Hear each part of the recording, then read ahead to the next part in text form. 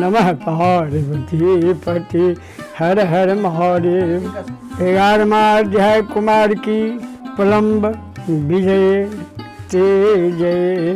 ब्रह्मा जी बोले, हे नारद, इसी समय बानासुर नामक दैत्य से पीड़ित क्रौंच नामक पर्वत ने कुमार के पास आकर उनकी बड़ी स्तुति की और कहा कि हे प्रभु, मुझे बानासुर बड़ा कष्ट दे रहा है, आप मेरी रक्षा कीजिए। तब क्रौंच की स्तुति से प्रसन्न हो स्कंद जी ने उसे सांत्वना दी और शिव जी का ध्यान कर वहीं से बैठे बैठे बानासुर के लिए जो एक शक्ति छोड़ी तो वह उसे भस्म करती हुई शीघ्र ही कुमार के पास लौट आई। कुमार ने क्रौंच से कहा कि अब तुम निर्भय हो, अपने घर जाओ, वह दैत्य नष्ट हो गया। राजा क्रौंच कुमार का यह वचन सुन उनकी स्तुति कर अपने घर लौट गया। वहीं जाकर उसने शंकर जी के प्रसन्नार्थ उनके 3 लिंगों की स्थापना की, प्रतिज्ञेश्वर, कपालेश्वर और कुमारेश्वर। ये तीनों ही लिंग सिद्धदायक हैं। फिर देवगुरु बृहस्पति को आगे कर सब देवताओं ने कैलाश जाने की इच्छा की तो वहाँ ब्रह्मासुर नामक दैत्य उपद्रव करने लगा। उससे पीड़ित शेष जी का पुत्र कुमुद कुमार की शरण में आया, गिरजा पुत्र की बड़ी स्तुति की। कुमार ने प्रसन्न हो शक्ति चला प्रलंब का संहार कर दिया। वह असुर अपने अंचरों सहित मारा गया। शेष पुत्र कुमुद शिव पुत्र कुमार की स्तुति कर अपने घर पाताल आया। सबसे कुमार का अद्भुत चरित्र कहा। जो मनुष्य कुमार के इस चरित्र को पढ़ता और सुनता है उसे शिवलोक की प्राप्ति होती तथा वह यहाँ परम सुख भोग कर अंत में दिव्य मोक्ष को भी प्राप्त करता है। 11वां अध्याय संपूर्ण। 12वां अध्याय स्वामी कार्तिकेय की चरित्र। ब्रह्मा जी कहते हैं, अब विष्णु आदि सब देवता पद्मोत्सव कर कुमार को कैलाश चलने की प्रेरणा देने लगे। कुमार एक परम दिव्य विमान पर बैठे अपने 7 देवताओं को बैठा शिव जी की जय बोलते हुए उनके पास आए। आनंद ध्वनि करते हुए सब शिव जी के पर्वत पर पहुँचे। विष्णु आदि ने शिव जी को प्रणाम कर उनकी स्तुति की। कुमार ने भी बड़ी नम्रता से विमान से उतर सिंहासन पर बैठे शिव पार्वती को प्रणाम किया। शिव जी ने आनंद में आकर पुत्र का मुख चुंबन किया। तारक शत्रु महाप्रभु कुमार पर बड़ा स्नेह किया। पार्वती जी ने भी कुमार को उठाकर गोद से बिठा लिया और सिर पर हाथ रखकर चुंबन किया। शिव पार्वती का उन पर बड़ा प्रेम हुआ। शिव मंदिर में बड़ा उत्सव मनाया गया। नमस्कार और जय जय का बहुत शब्द हुआ। विष्णु आदि देवताओं ने शिव जी की बड़ी स्तुति की। 12वां अध्याय संपूर्ण। 13वां अध्याय। अब गणेश चरित्र। सूत जी कहते हैं कि तारकासुर के शत्रु स्कंद का यह चरित्र सुनकर नारद जी बहुत प्रसन्न हुए। उन्होंने ब्रह्मा जी से कहा कि हे देव प्रजानाथ, स्वामी कार्तिकेय का यह अमृत मैं चरित्र तो मैंने सुना, अब कृपा कर मंगलमय श्री गणेश जी का दिव्य चरित्र मुझे सुनाइए। तब नारद जी के इस प्रकार के वचनों को सुनकर ब्रह्मा जी प्रसन्न हो शिव जी का स्मरण करते हुए बोले, हे नारद जी, कल्प भेद से गणेश जी के कई प्रकार के चरित्र हैं। उनमें से जब एक शनि की दृष्टि उनका सिर छेदन हुआ और हाथी का सिर जुड़ा, श्वेत कल्प में होने वाले गणेश जी की उत्पत्ति कहता हूँ, जिनमें कृपाल शंकर ने ही उनका शिरोच्छेदन किया था। सृष्टिकर्ता शंकर के विषय में यह सब कुछ भी संदेह करने योग्य नहीं, क्योंकि सबके पति शंकर सगुण भी हैं और निर्गुण भी। वह लीला से ही सब जगत की उत्पत्ति, पालन और संहार करते हैं। हे मुने, अब आदर सहित उनके चरित्र को सुनो। जब विवाह कर शिवजी कैलाश पर चले गए, तब कुछ समय व्यतीत होने पर गणपति का जन्म हुआ।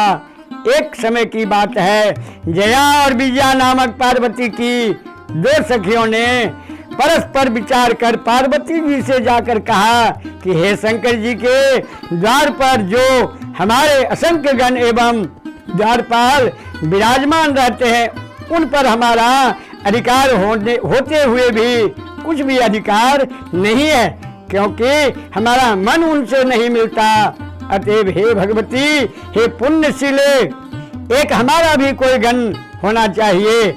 आप उनकी रचना कीजिए। देवी पार्वती को सखियों की यह बात प्रिय लगी और उन्होंने उसकी रचना की इच्छा की। जब एक समय पार्वती स्नान कर रही थी और नंदी द्वार पर बैठा हुआ था, तब उसके मना करने पर भी शिव जी उठा मंदिर में प्रवेश कर गए, जिससे लज्जित हो जगदम्बिका तुरंत उठ बैठी। तब उन्हें अपनी सखी का वचन याद आया और परमेश्वरी ने अपने को एक अत्यंत शिष्ट सेवक की आवश्यकता प्रतीत की। उन्होंने सोचा, मेरा कोई एक ऐसा सेवक हो जो मेरी आज्ञा से कदापि विचलित न होवे। ऐसा विचार कर पार्वती जी ने अपने शरीर के मैल से सर्वलक्षण संपन्न एक पुरुष का निर्माण किया। वह शरीर के सब अवयवों से निर्दोष तो था ही, किंतु सुंदर, विशाल और सर्वशोभा संपन्न था। महाबली एवं पराक्रमी था। पार्वती ने उसे अनेक प्रकार के वस्त्रों से सजा, अनेक प्रकार के अलंकारों से युक्त कर बड़ा आशीर्वाद दिया और कहा कि तुम ही एकमात्र मेरे पुत्र हो, दूसरा कोई नहीं। तब उस पुत्र ने पार्वती जी से कहा कि हे माता, मेरे लिए क्या आज्ञा है, मैं आपकी सब आज्ञाओं को पूर्ण करूंगा। पार्वती ने कहा कि तुम मेरे द्वार के रक्षक रहो, मेरी आज्ञा के बिना कोई कैसा भी क्यों न हो मेरे घर के भीतर न आने पावे, कितना भी कोई हट क्यों न करे तुम उसे न आने देना। ऐसा कह पार्वती जी ने गणेश जी के हाथ में एक लकड़ी दे दी और प्रेम से मुख चूमकर द्वार पर बिठा दिया। वह लकड़ी के गणेश जी माता के हितार्थ द्वार पर जा बैठे। तब पार्वती जी फिर जाकर स्नान करने लगी। इसी समय शिव जी फिर द्वार पर आ गए और जब अंदर जाने लगे तब शिव जी को न जानकर गणेश्वर ने कहा कि मेरी माता की आज्ञा के बिना आप नहीं जा सकते। माता इस समय स्नान कर रही हैं, तुम कहाँ जाते हो, यहाँ से चले जाओ। यह कहकर गणेश जी ने लकड़ी ले उन्हें रोक लिया। शिव जी ने कहा, अरे मूर्ख, तू किसको रोकता है, क्या मुझे नहीं जानता कि मैं शिव हूँ। यह सुनते ही गणेश जी ने महेश्वर पर लकड़ी से प्रहार कर दिया। इस पर महेश्वर ने क्रुद्ध होकर कहा, हे बालक, तू मूर्ख है, क्या नहीं जानते कि मैं गिरजापति शंकर हूँ। हे बालक, मैं अपने ही घर में जाता हूँ, तू मुझे क्यों रोकता है। ऐसा कह जब गणेश जी की परवाह न कर शिव जी फिर भीतर जाने लगे तो गणेश जी ने फिर उन पर लकड़ी का प्रहार कर दिया। इसी पर शिव जी ने क्रुद्ध को अपने गणों को आज्ञा दे दी कि इसको रोको। ऐसा कह शिव जी बाहर ही स्थित रहे। 13वां अध्याय संपूर्ण। 14वां अध्याय शिव जी के गणों से गणेश जी का विवाद। ब्रह्मा जी कहते हैं कि अब वे सब गण शिव जी की आज्ञा से वहां जाकर उस द्वारपाल से उसका परिचय पूछने और यह कहने लगे कि यदि तू जीना चाहता है तो यहाँ से दूर हो जा। इस पर गणेश जी हाथ में दंड लिए उन गणों से निर्भय होकर बोले कि तुम सब यहाँ से दूर चले जाओ, मेरा विरोध करना अच्छा नहीं। गणेश जी के यह वचन सुनकर शिव जी के गण हंसने लगे और पुनः क्रुद्ध होकर बोले, हम सब श्रेष्ठ शिव जी के गण हैं, तुमको यहाँ से हटाने के लिए ही हैं। अब तक तुमको भी एक गण मानकर ही छोड़ दिया, नहीं तो मार दिए होते, अतः क्यों मरना चाहते हो, भाग जाओ। यह सुनकर निर्भीक पार्वती पुत्र ने उन्हें घूरकर दिया और द्वार से न हटे। इस पर शिव जी के गण लौट गए और जाकर सब बातें कह सुनाए। उसे सुन शिव जी अपने गणे को डांटने लगे और कहा कि मैं कुछ नहीं जानता, जैसा भी हो उस गण को हटाओ। अब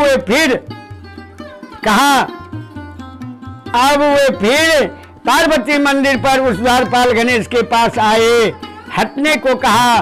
गणेश ने कहा मैं पार्वती का पुत्र हूँ, कदाप नहीं हट सकता।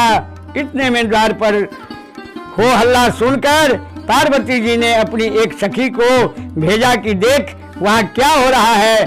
सखी ने देखकर हर्षित हो सब वृतांत पार्वती जी से कहा, साथ ही यह भी कहा कि अच्छा हुआ जो नहीं आने दिया, अन्यथा शिव जी तो सर्वदा बिना कहे सुने अंदर घुस आया करते हैं। हे देवी, तुमको अपना मान नहीं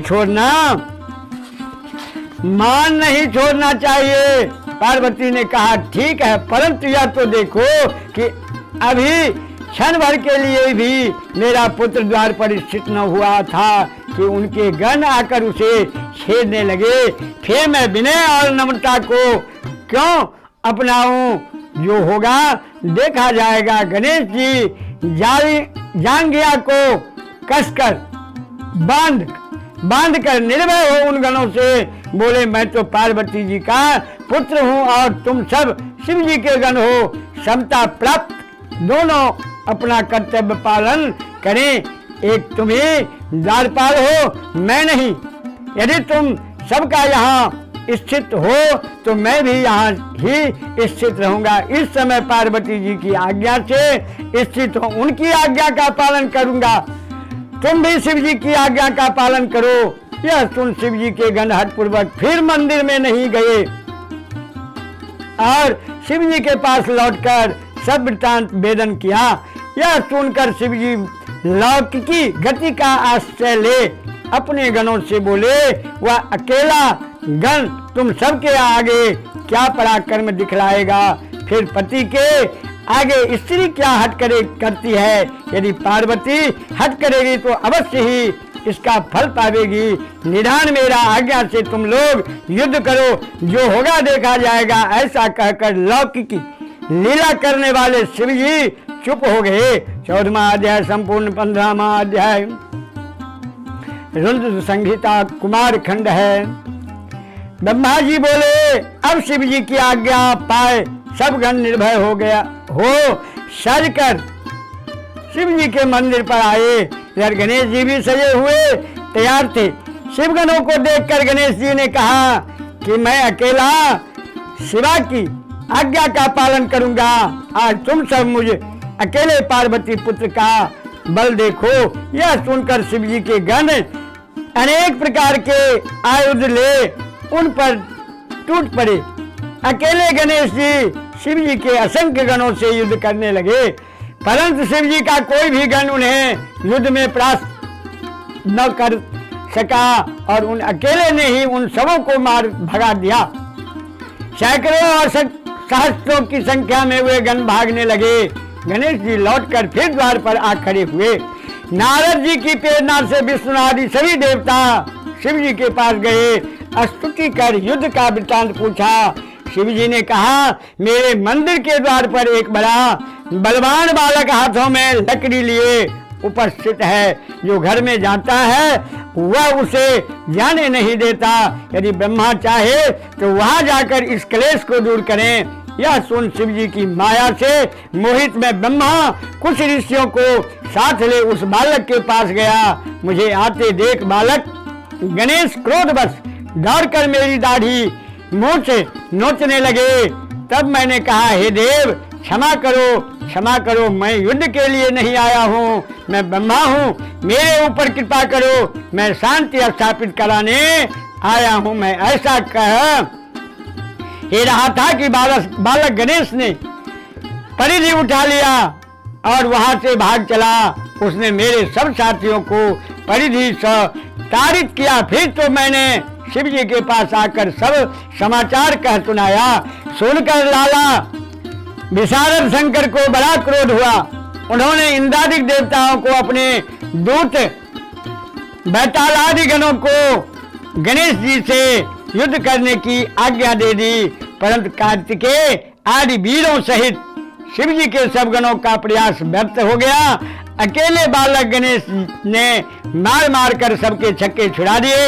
एक बालक ने शिव जी की समस्त सेना को विचलित कर दिया, परंतु कार्तिकेय अब तक भी उस स्थान पर स्थित ही रहे। शेष सभी शिव जी के पास भाग गए। तब उनसे सब वृत्तांत सुनकर परम कुपित रुद्र स्वयं ही वहां गए और चंद्रधारी विष्णु की सारी सेना भी उनके पीछे चली। मार्ग में नारद जी ने शिव जी से यह कह दिया कि जैसे भी हो शिवगणों की मर्यादा रखिए। ऐसा कह हुए वहीं से अंतर्ध्यान हो गए।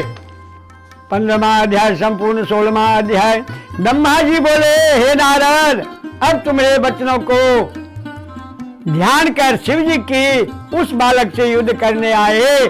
एक से एक पराक्रमी देवता और विष्णु तक उससे युद्ध करने लगे। एक से एक भयानक अस्त्र चलने लगे। शिव जी भी अपने सेना के साथ चिरकाल तक उस बालक से युद्ध करते रहे। बालक ने विकराल रूप धारण कर लिया। शिव जी आश्चर्य करने लगे। विष्णु जी ने कहा, मैं इसे मोहित कर परास्त करूंगा, क्योंकि यह तमोगुण वाला बालक बड़ा ही दुर्गम है। शिव जी की माया से विष्णु जी मोहित हो गए। गणेश जी ने उन पर परिधि का प्रहार कर दिया। यह देख शिव जी को और भी क्रोध आया। वह हाथ में त्रिशूल उठा उस बालक को मारने चले। तब शिव जी को इस रूप में अपनी ओर आते देख गणेश जी ने मन ही मन अपनी माया का ध्यान किया और अपनी शक्ति उठाकर महादेव जी के हाथों में प्रहार कर दिया। उस समय महावीर गणेश की शक्ति महादेव जी से भी बढ़ी हुई थी। उस शक्ति के लगने से परमात्मा शिव के हाथ से उनका धनुष गिर गया। तब धनुष को गिरते देख शिव जी ने पिनाक उठा लिया, परंतु गणेश्वर ने एक परिधि मारकर पिनाक भी पृथ्वी पर गिरा दिया। फिर हाथ में शूल उठा। गणेश जी ने शिव जी के पांचों हाथों में मारकर उन्हें व्यर्थ कर दिया। शिव जी ने कहा, वाह, जब मेरी ही यह दशा है तो मेरे गणों की तो क्या दशा होगी। फिर तो इसी समय शक्ति के दिए बल से युक्त वीर गणेश जी ने परिधि उठा शिव जी के सब गण को, सब देवताओं को भी ताड़ित कर दिया। परिधि से व्याकुल हुए वे देवता और गण दूर भाग गए। यह देख शिव जी को बड़ा क्रोध आया और उन्होंने त्रिशूल उठा शीघ्र ही उस बालक का सिर काट दिया। देवताओं और गणों की सेना निश्चिंत हो गई। हे नारद जी, उस समय तुमने जाकर यह सब बात देवी से कह दे और यह भी कह दिया कि तुम अपना मान किसी प्रकार भी न त्यागना। हे कलह प्रिय नारद, ऐसा कहकर तुम अंतर्धान हो गए। 16वां अध्याय संपूर्ण। 17वां अध्याय। नारद जी बोले, हे जगपालक, तब सब वृत्तांत को सुनकर महादेव ने क्या किया, कृपा कर मुझे वह समस्त कथा सुनाइए। ब्रह्मा जी बोले, हे मुनिवर्ज, गणेश जी के मर जाने पर शिव जी के गण पटह बजाकर महोत्सव करने लगे। इधर पार्वती को बड़ा क्रोध आया। वह कहती, हाँ मैं क्या करूं, कहाँ जाऊं। हाँ, मुझे बड़ा दुख प्राप्त हुआ। सब देवताओं और गणों ने मेरे पुत्र का संहार कर दिया। अब मैं भी सबका नाश या प्रलय करूंगी। इस प्रकार दुखी होकर पार्वती ने 100,000 शक्तियों की रचना कर डाली। तब वे निर्मित शक्तियां जगदम्बा शिवा को प्रणाम कर कहने लगी कि हे माता, क्या आज्ञा होती है। देवी ने कहा, तुम लोग देव सेना में जाकर उसका प्रलय कर डालो। देवता, राक्षस, मुनि और अपने पराये को जो मिले उन्हें झट से भक्षण कर डालो। पार्वती की आज्ञा से वह सब शक्तियां क्रोध में तत्पर हो सब देवता दिकों को भक्षण करने लगी। जहां देखो तहां शक्तियां ही शक्तियां दिखाई देती थी। वे देवताओं को अपने हाथ से पकड़ पकड़ कर मुख में डाल लेती थी। उनके इस क्रम को देख ब्रह्मा विष्णु महेश और इंद्रादि सभी देवताओं को अपने जीवन की आशा न रही और वे कहने लगे कि क्या देवी अकाल ही में प्रलय कर डालेगी, तब वर्तमान स्थिति में क्या किया जाए। इस पर सबने एक स्वर से विचार कर यह निश्चय किया कि यदि गिरिजा देवी प्रसन्न हो जाए तो सब कार्य बन जाएगा। लौकिक गति दिखाते हुए शंकर जी भी बड़े दुख को प्राप्त हो सबको मोहने लगे, परंतु शक्तियों के आतंक से देवता निष्प्राण हो रहे थे। क्रोधमयी शिवा के मंदिर में जाने का उनको साहस नहीं होता था। पार्वती का महाप्रकाशित तेज सभी को संतप्त कर रहा था। सारे देवता भयभीत हो दूर ही स्थित थे। उसी समय दिव्य दर्शन नारद जी वहां आए और ब्रह्मा विष्णु और शंकर को प्रणाम कर शांति स्थापना का विचार करने लगे।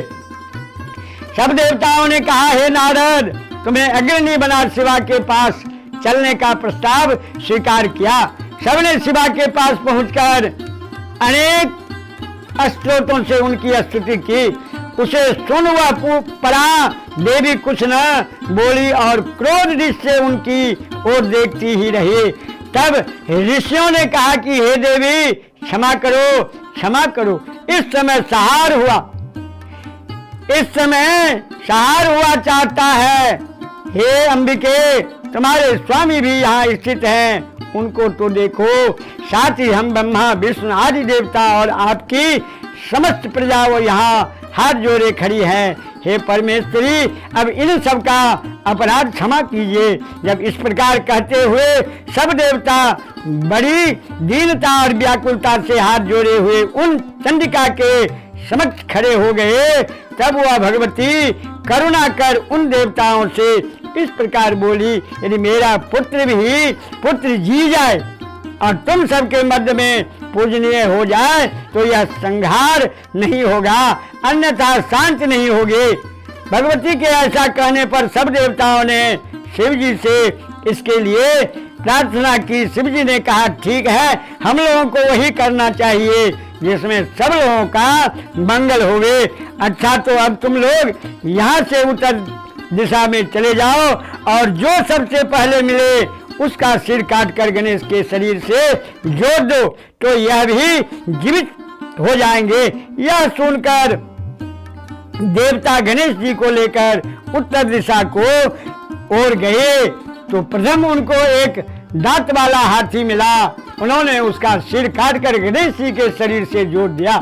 फिर उन्हें अच्छी तरह धोकर उनकी पूजा की तथा विष्णु से कहा कि अब जैसा उचित हो वह सब कृत्य आप कीजिए। विष्णु ने वेद मंत्रों के योग से अभिमंत्रित कर शिव को स्मरण कर गणेश जी पर जल छिड़क कर जल के छिड़कते ही बालक शिव जी की इच्छा से जाग उठा। उस गजमुख रक्तवर्ण सुंदर कांतिवान बालक प्रसन्न वदन एवं सुंदर आकृति की शोभा बड़ी ही दीप्यमान थे। शिवा पुत्र को जीवित हुआ देख सबका दुख दूर हो गया। सबने प्रसन्न हो उसे देवी को दिखाया। पार्वती देवी अपने पुत्र को जीवित हुआ देख प्रसन्न हो गई। 17वां अध्याय संपूर्ण। 18वां अध्याय। नारद जी बोले, हे प्रजेश्वर, गिरिजा पुत्र के जीवित होने पर क्या हुआ, कृपा कर वह कथा सुनाइए। ब्रह्मा जी कहने लगे, हे मुनीश्वर, जब देवी ने देखा कि मेरा पुत्र जीवित हो गया तो वह बहुत प्रसन्न हुई और दोनों भुजाओं से पकड़कर उनका आलिंगन करने लगी। अनेकों प्रकार के भूषण और वस्त्र पहनाए। सबने उनकी पूजा की और देवी ने अपने बालक का मुख चुम्बन कर बहुत वर दिया तथा यह कहा कि हे पुत्र, तुम्हारे मस्तक पर जो यह सुंदरी रंग की आभा है, इस कारण मनुष्य पुष्प चंदनादि सहित तुम्हारी सिंदूर से पूजा करेंगे। उनको सब सिद्धियां प्राप्त होगी और तुम्हारी पूजा से निस्संदेह सारे विघ्न दूर हो जाएंगे। शिवजी ने अपने कर कमलों को उसके सिर पर फेर कर कहा, यह मेरा दूसरा पुत्र है। गणेश जी ने उठकर शिव जी को प्रणाम किया तथा सब देवताओं को प्रणाम करते हुए उनसे अपने अपराध की क्षमा मांगी। शिव त्रिदेवों ने वर दिया, सबका पूज्य और गणनाथ कहा। तब वे गणेश जी विघ्नहर्ता और सर्व काम फलदायक हुए।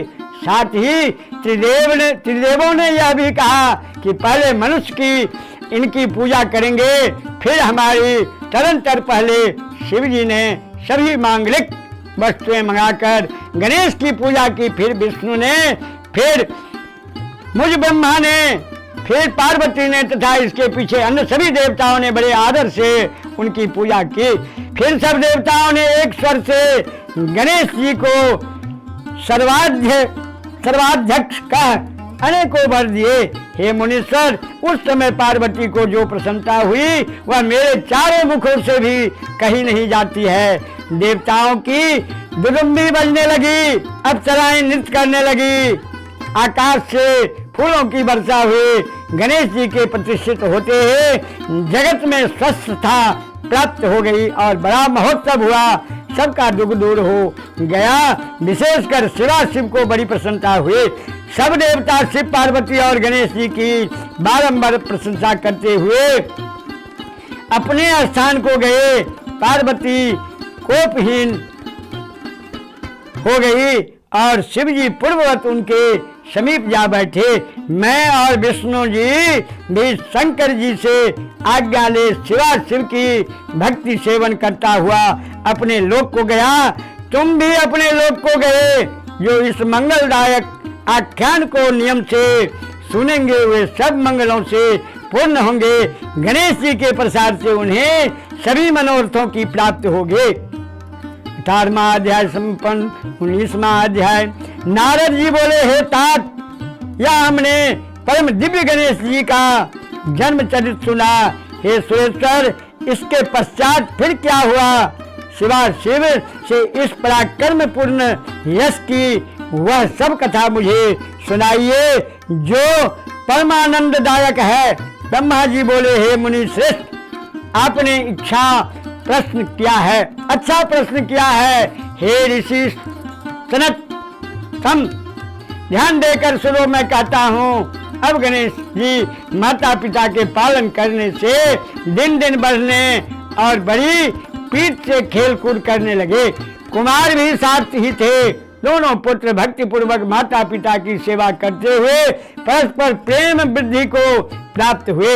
एक समय जब शिव पार्वती प्रेम पूर्वक एकांत में बैठे हुए यह विचार कर रहे थे कि अब दोनों पुत्रों का शुभ विवाह कर दिया जाए, तब माता पिता की इस इच्छा को जानकर दोनों कुमारों ने एक साथ ही विवाह की इच्छा प्रकट करते हुए यह कहा कि पहले मैं विवाह करूंगा। ऐसा कहकर दोनों परस्पर विवाह करने लगे। जगतबंधु शंकर पार्वती लोकाचार की दृष्टि से परस्पर आश्चर्यान्वित हुए। उन्होंने सोचा किस प्रकार दोनों का विवाह किया जाए। यह विचार कर दोनों ने एक अद्भुत युक्ति निकाली। एक समय शिव ने उन्हें बुलाकर कहा कि देखो, हमने तुम दोनों के सुख के लिए एक नियम किया है।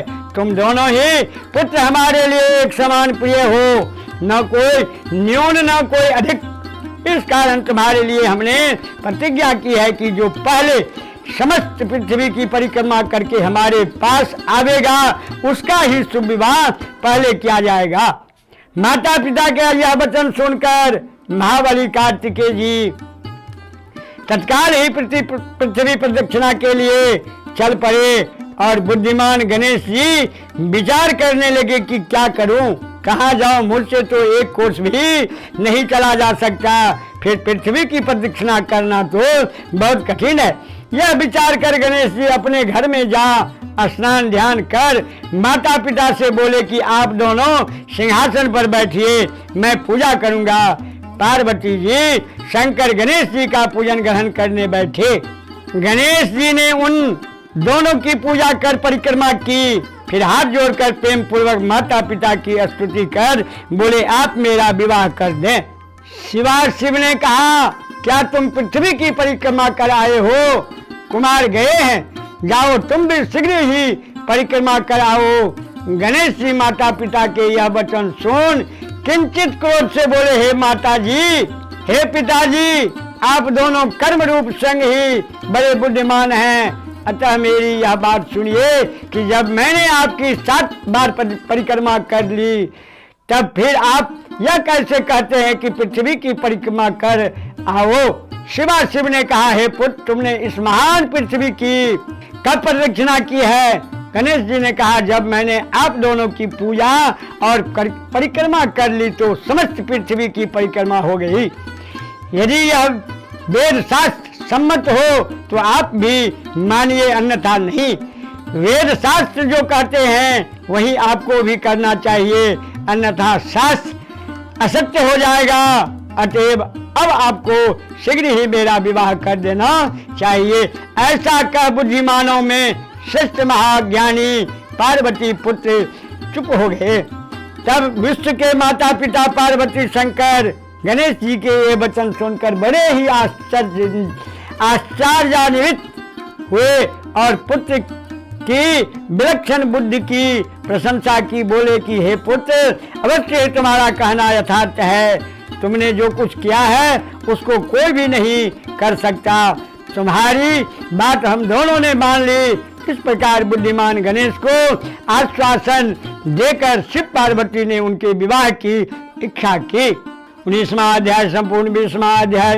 ब्रह्मा जी बोले, इसी समय शिव रूप प्रजापति ने शिवा के पास आकर अपनी सिद्धि और बुद्धि नामक दोनों कन्याओं के विवाह की बातचीत आरंभ की। शिव ने उनका प्रस्ताव स्वीकार किया और उनके साथ गणेश का विवाह निश्चित कर दिया।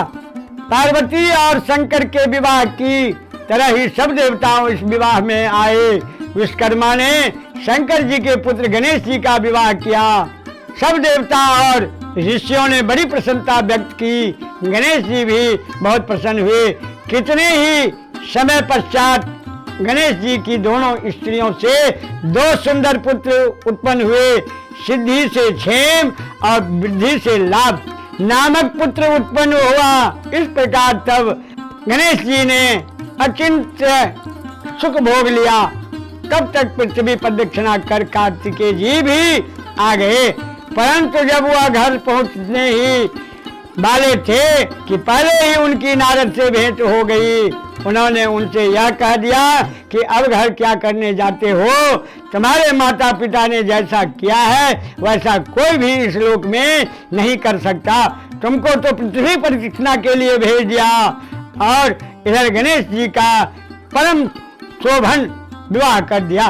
प्रजापति विश्वरूप की 2 सुंदर कन्याएं उनकी 2 स्त्री हैं।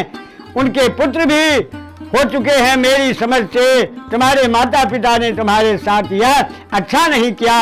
सत्य ही है, यदि माता विष दे या बेच दे अथवा यदि राजा सर्वस्व हरण कर ले तो फिर किससे कहा जा सकता है? हे नारद जी, तुमने ऐसी बात सुनते ही कुमार के क्रोध की सीमा न रही। किसी प्रकार वे घर तक तो पहुँचे, किंतु माता पिता को प्रणाम कर तुरंत उनके मना करने पर भी क्रौंच पर्वत पर तप करने लगे। तब शिव पार्वती ने बहुत पूछा तो कह दिया कि आप दोनों ने मेरे साथ कपट का व्यवहार किया है। कुमार के विरह में पार्वती जी को बहुत दुख हुआ। वे दीनता पूर्वक शंकर जी से कहा सुनकर उन्हें साथ ले क्रौंच पर्वत पर गई। तब पार्वती और शंकर को वहां आते देख कुमार व्यक्त हो वहां से अन्यत्र चले गए। शंकर पार्वती ने वहां जाकर कुमार से भेंट की। तब से उन दोनों स्थानों में कार्तिकेय कुमार सहित शंकर पार्वती को महात्म अब तक मान्य है। इस कथा को पढ़ने और सुनने से सब कामनाएं पूर्ण होती है। भगवान श्री रुद्र संहिता कुमार खंड संपूर्ण। बोल प्रेम से शिव महापुराण भगवान की जय। श्री शिव महापुराण रुद्र संहिता युद्ध खंड भाषा पहला अध्याय। त्रिपुरा सुरवध की कथा वर्णन है। नारद जी बोले, हे प्रभु, अब आप हमें शिव जी का वह चरित्र सुनाने की कृपा कीजिए कि जिसमें उन्होंने दुष्ट दानवों का वध किया। ब्रह्मा जी बोले, एक समय व्यास जी ने सनत कुमार जी से यही बात पूछी थी, तब जो उन्होंने कहा था वही कथा मैं तुमसे कहता हूँ। सनत कुमार जी बोले, हे विद्वान व्यास जी, अब तुम शंकर जी के उस शुभ चरित्र को सुनो कि जिसमें एक ही बाण से उन्होंने असुरों को भस्म कर दिया था। शिव पुत्र स्कंद द्वारा तारकासुर के मारे जाने पर उसके तीनों दैत्य पुत्र पृथ्वी पर तपस्या करने लगे। उनमें तारका, शस्त, विद्यमाली, माझिल और कमलाक्ष सबसे छोटा था। ये तीनों समान बल वाली जितेंद्र, दृढ़ चित्त महावीर और देवद्रोही थे। इन तीनों ने अपने समस्त भोगों को भोग कर ब्रह्मा जी को प्रसन्न करने के लिए सुमेर पर्वत की गुफा में जाकर बड़ा ही अद्भुत तप किया। तप करते करते उन्होंने अपनी देह को सुखा डाला। वे 100 वर्ष तक एक पांव से पृथ्वी पर खड़े होकर तप करते रहे। हजारों वर्ष तक उन्होंने विविध प्रकार से कठिन तपस्या की। तब उनको इस प्रकार तप करते देख ब्रह्मा जी प्रसन्न हो उन्हें वहां वर देने आए और ब्रह्मा जी ने कहा, हे महादैत्यो, मैं तुम पर प्रसन्न हूँ, जो इच्छा हो वर मांगो। असुरों ने ब्रह्मा जी को प्रणाम किया और सरे सरे विचार कर कहा, हे देवेश, यदि आप हम पर प्रसन्न हैं तो हमें सब प्राणियों से अवध्य कीजिए। हमारे जितने भी विघ्न हो उन्हें दूर कीजिए। हम सब अजर अमर रहें और यदि हम चाहें तो त्रिलोकी का भी वर कर सकें। सनत कुमार जी कहते हैं कि जब उन पर तपस्वियों ने इस प्रकार कहा, तब उनके वचनों को सुनकर ब्रह्मा जी अपने प्रभु गिरीश शंकर जी का स्मरण कर बोले, हे असुरो, अमृत त्याग और जो चाहो मांगो। अरिष्कार से निवृत्त हो। कोई भी प्राणी अजर अमर नहीं होता। काल के भी काल हरि और शंकर भगवान के सिवा संसार में कोई भी अमर नहीं होता। अतएव तुम सत्य गुण के आश्रय हो। मृत्यु में कोई कारण लगाकर वर मांगो जिससे तुम्हारी इच्छा पूर्ण हो जावे। सब ध्याना वस्थित हो। उन्होंने एक मुहूर्त तक विचार कर पितामह से कहा कि हमारे पास कोई दीर्घ नहीं है जिसमें शत्रु प्रवेश न कर सके।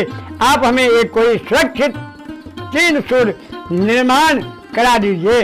उनमें धन संपत्ति के सुखदायक सभी साधनों के अतिरिक्त अस्त्र शस्त्र की भी सभी सामग्रियां हो और जो अजय हो, देव दानव कोई भी उसे तोड़ न सके। यह कहकर तारकाक्ष ने अपने लिए सुवर्ण का, कमलाक्ष ने चांदी का और विद्युन्माली ने लोहे का पूर्ण निर्माण करा देने की प्रार्थना की। ब्रह्मा जी ने कहा, तथास्तु ऐसा ही होगा, परंतु शिव जी ने हाथों ही तुम सब मारे जाओगे और अन्य कोई भी तुम्हें न मार सकेगा। ऐसा कहकर ब्रह्मा जी ने मैं को बुलाया। उन तीनों के लिए तीनों पुरों का निर्माण करने की आज्ञा दे दी। मैंने परिश्रम से तीनों पुरों का निर्माण किया। जिसने जैसा मांगा था उसे वैसा पुर मिला। एक आकाश में, एक स्वर्ग में और एक पृथ्वी में स्थित था। मैं वह तीनों पुर उन असुरों को देखकर स्वयं भी उनके हित की इच्छा से वहीं पर निवास करने लगा। इस प्रकार तारक के वे तीनों महाबली पुत्र अपने अपने पुर में रह आनंद से भोगने लगे। ब्रह्मा जी के वर से वे त्रिलोक को नष्ट कर महान राज्य करने लगे। पहला अध्याय संपूर्ण रुद्र संहिता युद्ध खंड। दूसरा अध्याय शंकर जी की देवताओं द्वारा अस्तित्व। व्यास जी बोले, हे वक्ताओं, मैं श्रेष्ठ ब्रह्मा जी के पुत्र फिर क्या हुआ और देवता कैसे सुखी हुए, यह मुझे सुनाइए। ब्रह्मा जी बोले, बुद्धिमान व्यास के इस वचन को सुनकर शिव जी के चरण कमलों का ध्यान कर संत कुमार जी ने कहा, तब इस प्रकार त्रिपुरों के तेज से दग्ध हो इंद्रादिक देवता दुखित हो ब्रह्मा जी के पास गए, अपना सब कष्ट कहा, उसके वध की प्रार्थना की। ब्रह्मा जी ने उन्हें संतोष देकर शिव जी के पास जाने की आज्ञा दी। तब दुखित देवता शंकर जी के पास गए, नमस्कार कर बड़ी स्तुति की। देवताओं ने कहा, हे हिरण्यगर्भ, हे सर्वव्यापक, आपको नमस्कार है। हे प्राणियों के संहार करता, अमित तेजधारी, आपको नमस्कार है। सनत कुमार जी कहते हैं, जब अनेक प्रकार के त्रिशूलधारी महादेव जी की इंद्रादि देवताओं ने स्तुति की और यह कहा कि हे महादेव जी, तारक के पुत्र ने हम सब इंद्रादि देवताओं को पराजित कर दिया है, त्रिलोक को अपने वश में करके हमको नष्ट कर सारे संसार को उजाड़ दिया है। हे शंकर जी, जब तक त्रिपुरों का नाश नहीं होता तब तक आप शीघ्र ही किसी नीच का विधान कीजिए। तब इंद्रादि देवताओं ने इन वचनों को सुनकर उसके उत्तर में शिव जी ने कहा, दूसरा अध्याय संपूर्ण, तीसरा अध्याय भूतों और त्रिपुरों का धर्म। शिव जी बोले, हे देवताओं, मैं तुम्हारे कष्टों को जान रहा हूँ, परंतु क्या करूँ, त्रिपुरों के स्वामी अभी तक पुण्यात्मा हैं, इस कारण वे अवध्य हैं। जब तक वे मेरे भक्त हैं मैं उन्हें मार नहीं सकता। तुम सभी धर्मज्ञ हो, धर्म से विचार करो। मेरी सम्मति है कि इसके लिए तुम लोग विष्णु जी के पास जाओ, वे जैसा कहें वैसा करो। तब यह कहकर इंद्रादि देवताओं ने पहले ब्रह्मा जी से कहा, ब्रह्मा जी अग्नि बन उन्हें विष्णु जी के पास ले गए। विष्णु जी के पास पहुंच देवताओं को बड़ी प्रसन्नता हुई। उन्होंने अपने दुख का समस्त कारण शीघ्र ही विष्णु भगवान को निवेदन किया। विष्णु जी ने सब बातें सुनकर कहा, यह सत्य है, यहाँ पर सनातन धर्म हो, यहाँ पर सनातन धर्म हो, वहाँ दुख नहीं होना चाहिए। सूर्य के दिखने पर अंधकार नहीं रहता। देवताओं ने कहा, तब हम क्या करें, हमारा दुख कैसे दूर होगा, हमारी किस प्रकार स्थिति होगी और हम कैसे सुखी रहेंगे। त्रिपुरों के रहते तो धर्म रह नहीं सकता। जैसा भी हो शीघ्र उनके वध का उपाय कीजिए, अन्यथा सब देवता अकाल ही काल कलावित हो जाएंगे।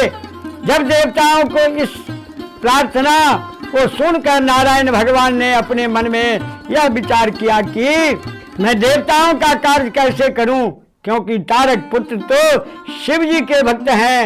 समस्त विष्णु जी ने यज्ञों का स्मरण किया। उनके स्मरण करते ही यज्ञगण वहाँ तत्क्षण आ उपस्थित हुए। उन्होंने उन पुराण पुरुषोत्तम यज्ञपति विष्णु को नमस्कार कर प्रसन्नता प्राप्त की। तब उन्हें दिखाकर विष्णु जी ने इंद्रदिक से कहा कि हे देवताओं, तीनों जगत की विभूति के लिए यज्ञ करो, यज्ञों से ही त्रिपुरों का विनाश होगा। संत कुमार जी कहते हैं कि अच्युत भगवान ने यह वचन सुन उन्हें प्रेम से प्रणाम कर देवगण उन यज्ञेश का स्तवन करने लगे।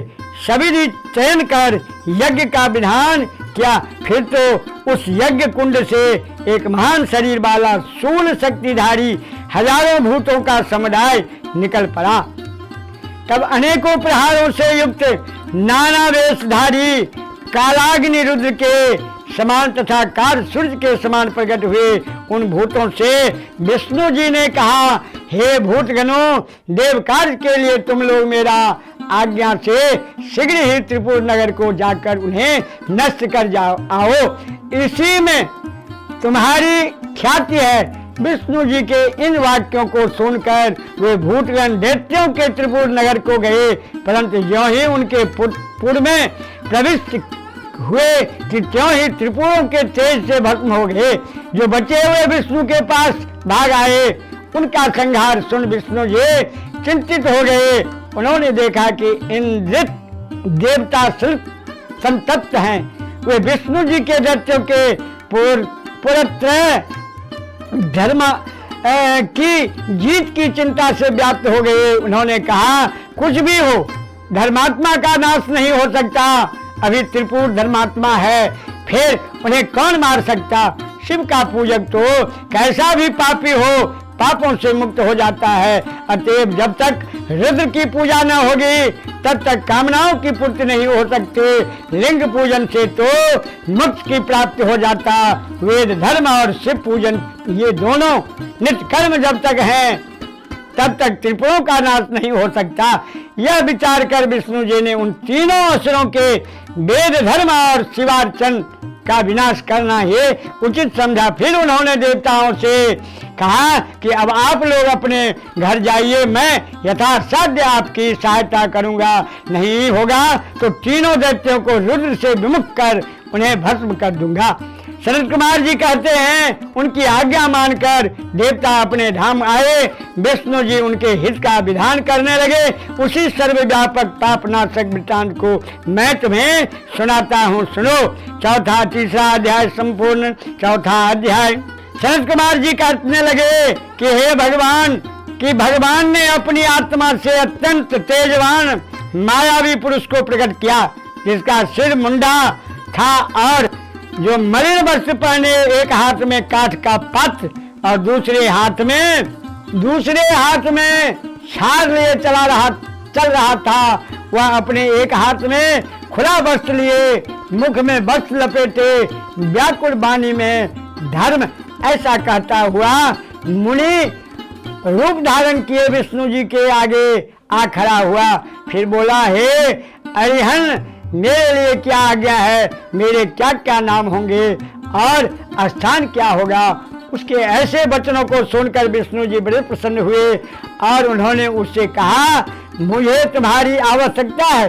तुम मेरे ही अंग से उत्पन्न हुए हो, मेरी ही स्वरूप हो, तुम मेरे कार्य करने योग्य हो, इससे तुम्हारी पूजा होगी।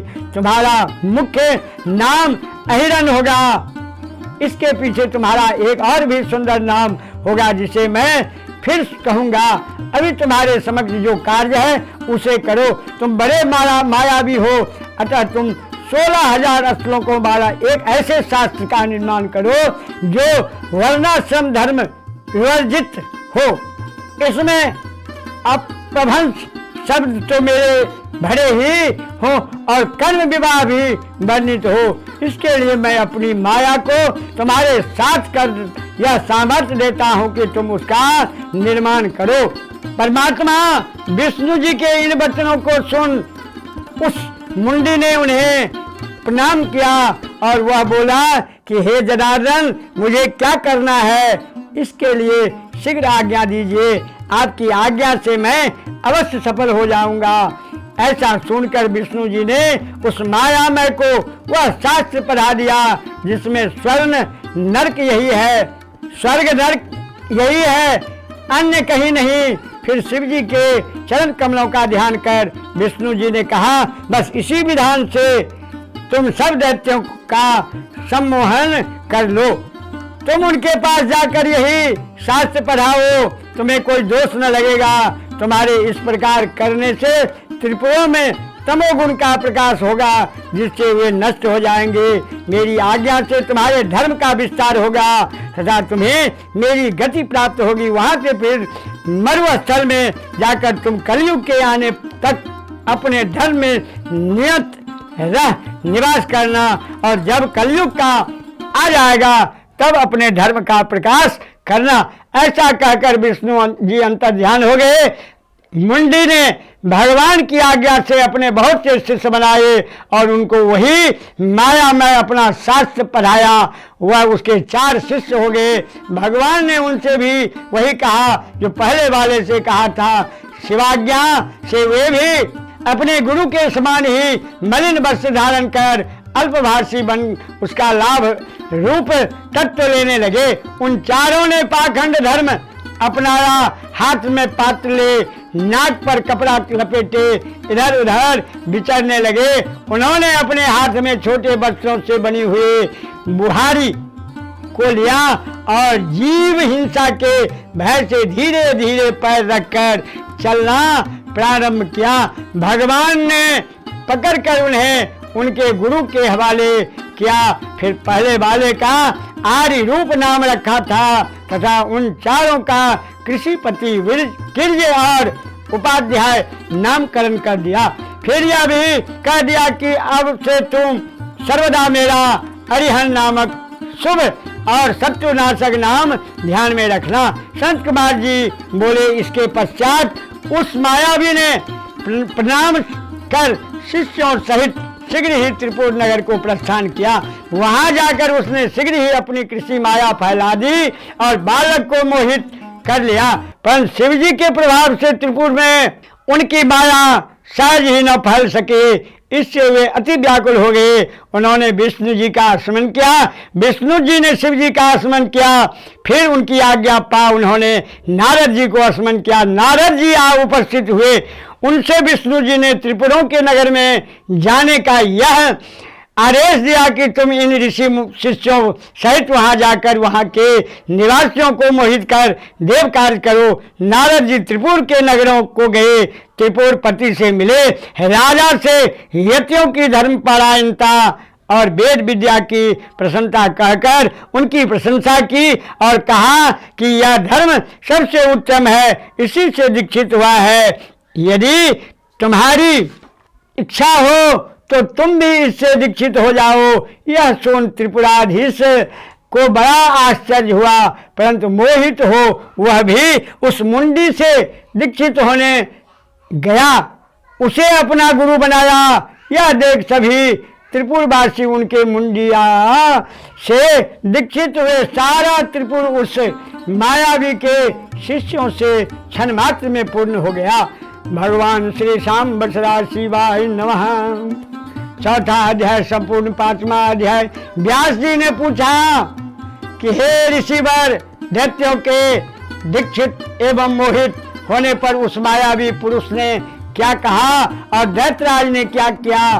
संत कुमार जी ने कहा, जब वह राजा दीक्षित हो गए तब उससे अरिहन ने कहा, मेरा ज्ञान वेदांत का सार है, यह अनादिकाल से चला आता है, इसमें कर्ता कर्म नहीं, यह आप ही प्रकट होकर है, आप ही लीन हो जाता है। आत्मा से लेकर स्तंभ तक जितने भी देह के बंधन हैं, सब में आत्मा ही एक ईश्वर है और इसमें अन्य कोई सामर्थ्यवान नहीं है। ब्रह्मा, विष्णु और महेश सब अरिहन कहलाते हैं। समय आने पर सब लीन हो जाते हैं। आहार, मैथुन, निद्रा सब इस देश में देह में समान है। सभी प्राणी समान हैं, किसी में कुछ विशेषता नहीं।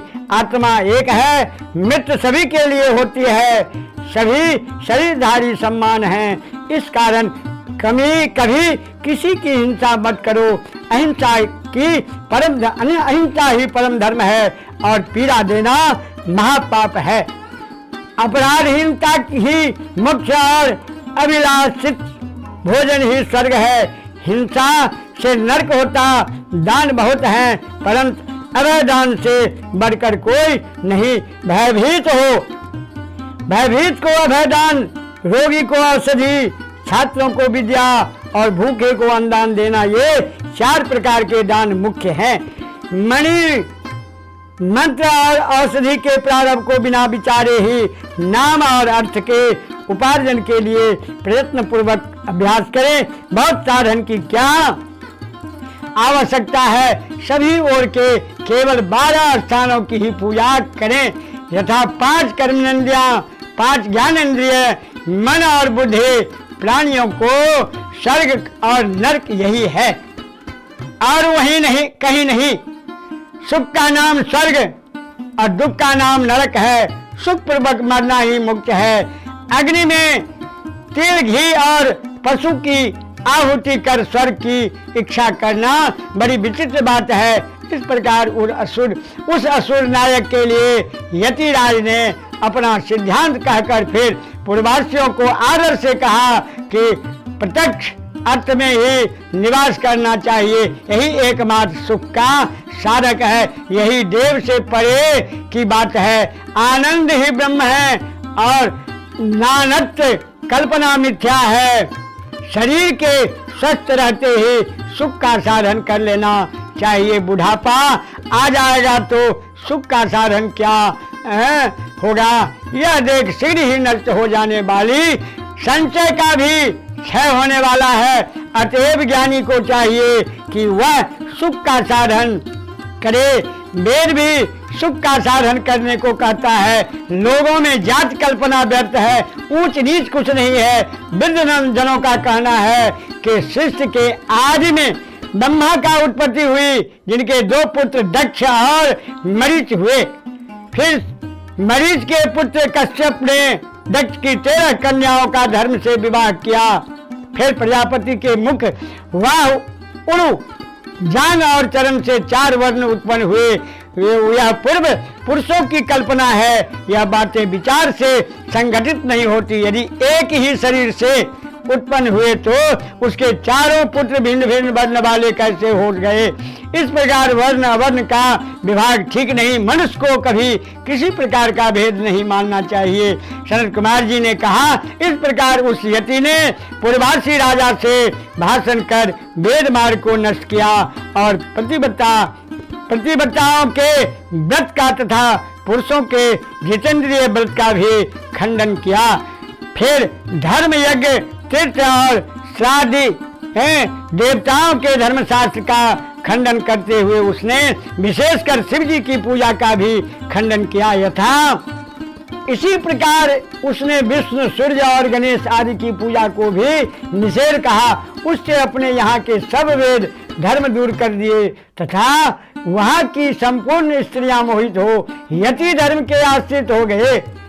अंतःपुर की स्त्रियां राजकुमार, पूर्वासी और पूर्व की सभी स्त्रियां इस प्रकार विमोहित हो गए।